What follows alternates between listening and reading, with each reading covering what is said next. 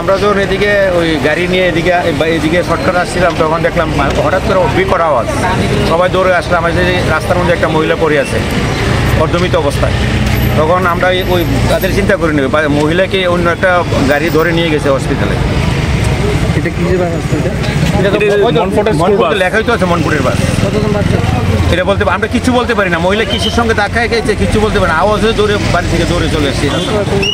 আরে তাইনে রোজ এই জায়গাতে ছাগলরা ঘাস খাওয়ায়, তাইনে রোজ এখানে ছাগলরা ঘাস খাওয়ায়, আজকেও খাওয়াইতেছে। আমি কিছুক্ষণ আগে বাড়ি ঢুকছি, তাইনে দেখে গেছে।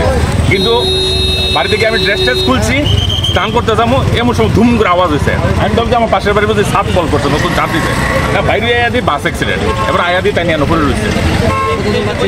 হ্যাঁ বাচ্চা মোটামুটি 7-8 জন ইনজোর্ড হয়েছে। আর মহিলার অবস্থা বেশি ভালো না মনে হয় নাকি। হ্যাঁ তাইনের বাড়ি তো সামনে বাড়ি। তাইনের এমনি খেলন ডায়ে সবাই ডাক নাম্বার, বাকি এমনি জানি নাকি। এটা কোন জায়গায় ধরে? এটা মধুবন কাঁঠালতলি বাইপাস।